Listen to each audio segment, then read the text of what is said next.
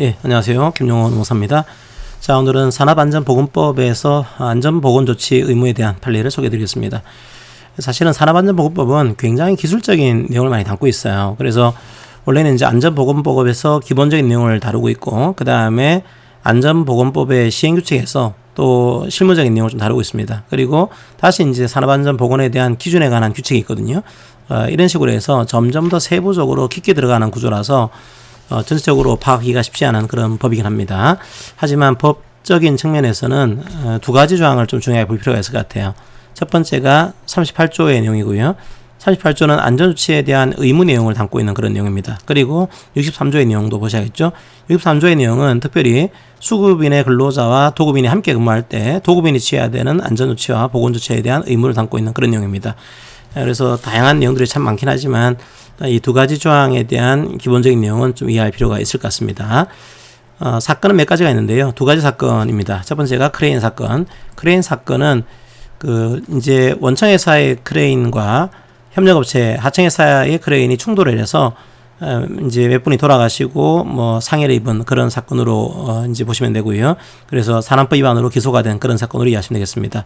그리고 이제 케이블카 사건 같은 경우도 협력업체, 하청업체 근로자들이 약간 그런 어떤 가설 삭도할 때 주주받침대 교체 작업을 하는데 안전조치를 제대로 취하지 않는 바람에 사고가 나서 이제 사망하거나 부상당한 그런 피해가 발생한 그런 사건입니다. 이때 이제 과연 도급사업주의 미필적 고의가 인정되는지가 다투어진 그런 사안으로 이해하시면 되겠습니다. 자, 한번 사례를 일단 보여드리겠습니다. 그냥 케이블카 사건은 좀 생략하고 크레인 사건 중심으로 말씀을 드리겠습니다. 자, 이제 크레인이 있었고요. 여러분이 보시는 골리앗 크레인이 있고 굉장히 크죠, 이거는. 그 다음에 집 크레인이라고 해서 조금 골리앗 크레인에 비해서는 아주 이제 세부적으로 이렇게 얇죠. 그리고 골리앗 크레인에 비해서는 크기가 크지 않은 그런 크레인입니다. 주로 이제 골리앗 크레인은 원청업체 근로자가 이렇게 운영을 하고 있었고, G크레인은 협력업체 근로자들이 운영을 하고 있는 그런 구조입니다. 자, 어쨌든 간에 이 서로 간의 신호에 대한 조정이 잘못돼서 두 크레인이 충돌하게 돼요. 그래서 협력업체 근로자 6명이 사망을 하고 거기 있었던 25명 정도가 상해를 입은 그런 사건이 벌어진 겁니다. 자, 그때 이제 산안법 위반으로 기소가 된 그런 사건인데, 자, 원심에서는 어떻게 판단했냐면, 말씀드린 대로 산안법은 굉장히 복잡한 기술적인 문제를 담고 있습니다. 그래서 법에서 아주 기본적인 내용들을 개괄적으로 얘기를 하고 있고요. 근데 이 법에서 이 모든 기술적인 내용들을 담을 수가 없어요. 안전과 보건에 대한 아주 상세한 내용을 담을 수가 없습니다. 그러다 보니까 다시 산업안전법 이제 시행규칙에서 이 내용을 좀 구체화시켜가지고 담게 되고, 그 다음에 역시 시행규칙에서도 뭐 상세히 모든 걸 담을 수가 없습니다. 산업안전보건 기준에 관한 규칙이 있거든요. 실제로는 이 산업안전보건 기준에 관한 규칙이 상당히 중요한 역할을 수행하고 있는 이런 구조입니다. 여기서 아주 세부적인 이 안전에 대한 보건에 대한 의무들을 나열을 쭉 하고 있는 구조입니다. 자, 그런데 주의해야 될 거, 이 모든 나열들을 상세히 했다고 하더라도 이제 이 모든 내용들이 이 규칙 속에 다 들어갈 수 있냐, 그럴 수는 없을 거예요. 그러니까 이제 기술이 발전할수록 여러 가지 기술들이 이 규정 속에, 문헌 속에 다 들어갈 수는 없을 겁니다. 그런데 이제 크레인에 대한 충돌 문제에 대해서 뭘 이제 원심은 봤냐 하면 안전보건 기준에 관한 규칙은 지킨 거예요. 이 원청업체와 협력업체가 이 규정에 나와 있는 것들은 지킨 겁니다. 자, 그런데 크레인이 충돌하는 상황에 대해서는 대비하는 조치를 취하지 않았어요. 그러니까 충돌할 때의 상황은 대비가 안 된 거죠. 문제는요, 그 상황이 산업안전보건기준에 관한 규칙에 나와 있지 않습니다. 말씀드린 대로 아주 세부적인 내용까지 다 담을 수가 없는 그런 한계를 가지고 있는 거죠. 그러다 보니까 물리적으로 이해하게 되면은 이 문헌에 이 규정 위반 시에 처벌한다, 이 내용이 안 나와 있는 거죠. 안 나와 있다 보니까 분명히 충돌에 대비하지 못한 잘못은 있지만 규정에 정확하게 나와 있지 않다 보니까 이건 산안법 위반이 아니다, 이런 식의 이제 판례들을 유지를 해왔고, 원심에서도 그 판례를 그대로 유지하게 됩니다. 분명히 이제 문제는 있다는 거죠. 왜 크레인 충돌을 방지하지 못했어, 이런 문제는 있긴 하지만 그게 규칙에 나와 있지는 않다는 겁니다. 그러다 보니까 형사벌의 대원칙상 이거 처벌할 수 없는 거 아니냐, 산업법 위반이 아니다, 이런 식으로 해왔고, 원심에서도 그렇게 판결을 내린 겁니다. 자, 그때 이제 대법원에서 아주 중요한 법리들을 몇 가지 얘기를 하게 되죠. 이건 두 가지 사건을 좀 결합한 판례 법리를 소개해 드리는 건데요.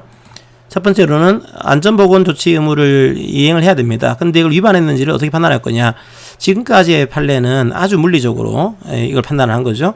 자, 그런데 두 번째, 이 규칙 관련된 일정한 조치를 취했는데요. 즉 어떤 규정에 나와 있는 대로 조치는 취한 겁니다. 하지만 우리 회사의 상황에 비춰봐서는 아무래도 이제 법학을 전공하는 분이랑 기술적으로 연구하는 분이랑 다르겠죠. 그죠? 현장의 분은 다를 겁니다. 현장에서 볼 때는 이게 실적인 안전조치에 이르지 못한 겁니다. 나름대로 법에 나와 있는 그런 큰 틀에서의 내용은 지켰지만 이 정도 가지고는 이 사업장에서 볼 때는 실적인 안전조치에 이르지 못한 거죠.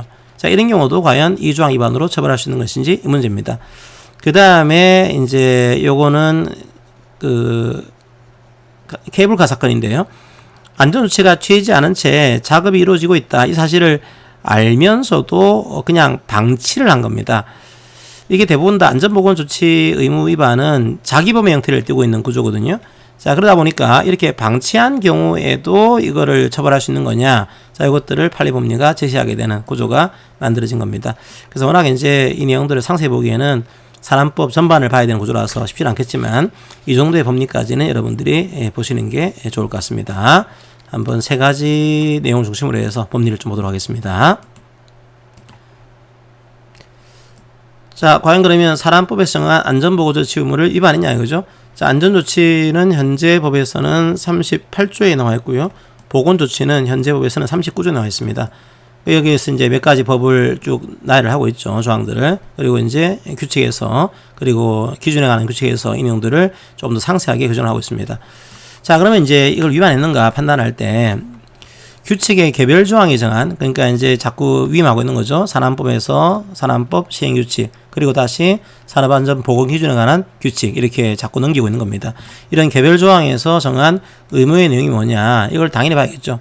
그리고 또 알아봐야 될 게 해당 산업 현장의 특성을 토대로 해야 됩니다. 이걸 바탕에 깐 채로 이 법의 입법 목적, 그 다음에 이 규정이 이 안전보건 조치를 부과한 취지가 무엇인지, 그리고 사업장의 규모가 어떠한지, 그리고 이 사업장이 이루어지게 되는 작업의 성격이 어떠한지, 그리고 이게 예상이 되고 있는 안전보건상 위험 내용이 무엇인지, 그리고 산업재해 발생 빈도가 어떠한지, 그리고 안전보건 조치에 필요한 기술 수준 등을 구체적으로 살펴가지고 규모 목적에 부합하도록 객관적으로 판단하겠다. 이렇게 하고 있습니다.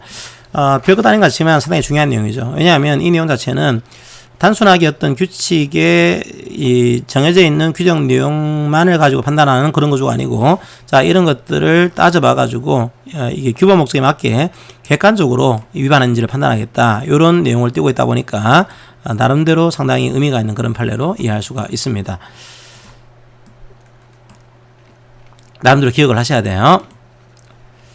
자, 그래서 이 내용이 등장하게 되죠. 이렇게 하다 보니까 분명히 이 회사 입장에서는 아니 우리는 기준에 관한 규칙에서 나와 있는 조치를 취했다. 그런데 우리 사업장의 구체적 실태에 비춰가지고는 이게 안전조치에 이르지 못할 정도의 조치입니다.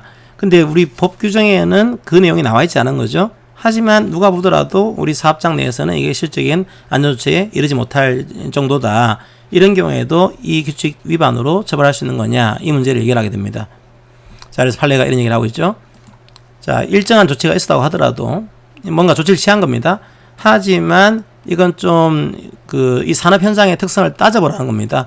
해당 산업 현장의 구체적 실태에 비춰 가지고 이 법 규정을 따랐다고 하지만 예방할 수 있을 정도의 실적인 안전조치에 이르지 못한다. 이런 경우에는 안전보건규칙을 준수한 것은 아니다라고 해서 조금 이제 과거 판례에 비해서는 다른 맥락을 가지고서 판례법리가 만들어지게 됩니다. 이제 과거 판례법리는 뭐 안전규정에 대한 그 문헌을 지켰으면은 문제가 없는 거다라고 해서 처벌하지 않았거든요. 하지만 이 판례를 보시게 되면 법에 나와 있는 대로 조치를 취했다고 하더라도 이 사업장의 실태에 비춰가지고 이 정도를 가지고서는 실적인 안전조치가 아닌 거다. 이렇게 보게 되면 안전보건규칙을 준수한 것이 아니다라고 하는 그런 판례를 등장을 시키게 됩니다. 나름대로 상당히 의미가 있는 그런 판례인 거죠. 그리고 특별히 뭐라고 하는가 하면 이런 얘기를 합니다. 이미 이 해당 산업 현장에서 동종의 산업재해가 이미 발생했다. 이런 경우에는 사업주에게 좀 더 강화된 의무를 부과하고 있는 겁니다. 사업주가 충분한 보완 대책을 강구해서 실제로 이제 이 안전보건 규칙이 정하고 있는 이 예방 조치를 성실히 했는지를 우리 판례는 엄격하게 판단하겠다. 너무 쉽게 판단하다 보니까 이게 뭐 아무 조치도 취하지 않고 흘러가더라도 규정에 나와 있는 거는 취했다라는 이유로 자꾸만 빠져나가니까 우리는 엄격하게 있는 걸 판단하겠습니다. 이런 판례를 제시를 하게 됩니다. 자, 그리고 이제 케이블카 그 사건에서는 미필적 고의라고 하는 내용을 또 등장시키게 됩니다. 지금은 다 보시게 되면 형사벌에 대한 문제예요. 그래서 형사처벌에 대한 것이다 보니까 미필적 고의라고 하는 그런 표현을 써서 처벌할 수 있다라고 하는 내용을 등장하고 있는 거죠. 보니까 이제 안전조치를 취하지 않은 채 하도록 지시했다. 이러면 당연히 고의적인 거죠. 이제 어기면서 하도록 지시한 거죠. 하지만 그렇지 않다고 하더라도 안전조치가 취해지지 않는 상태에서 작업이 이루어지고 있다는 사실을 알면서도 이걸 방치한 케이스입니다. 근데 이 방치 행위가 사업주의에서 이루어진 거죠, 이게. 자, 이렇게 하게 되면 산안법에 대한 내용이 위반죄가 성립한다. 이게 판례 입장이 되어 있습니다. 다시 한번 좀 정리하게 되면 사업주가 안전조치가 취해지지 않은 상황에서의 작업이 이루어지고 있다. 그리고 이게 이런 작업이 계속될 것이다. 사정을 인식을 하고 있어요. 그러니까 미필적 고의가 있는 거죠, 이게. 이걸 그대로 방치하고 있는 거죠. 따라서 이 상태에서 안전조치가 취해지지 않는 상태로 작업이 이루어지고 있는 겁니다. 그렇다고 한다면 이렇게 저렇게 하세요라고 지시하지 않았다고 하더라도 여기에 미필적 고의 현장에서 이 죄를 성립을 인정하도록 그렇게 얘기를 하고 있습니다. 그러니까 단순한 이제 고의범이지만 미필적 고의범도 이제 인정하겠다, 이런 판례가 나오게 됩니다.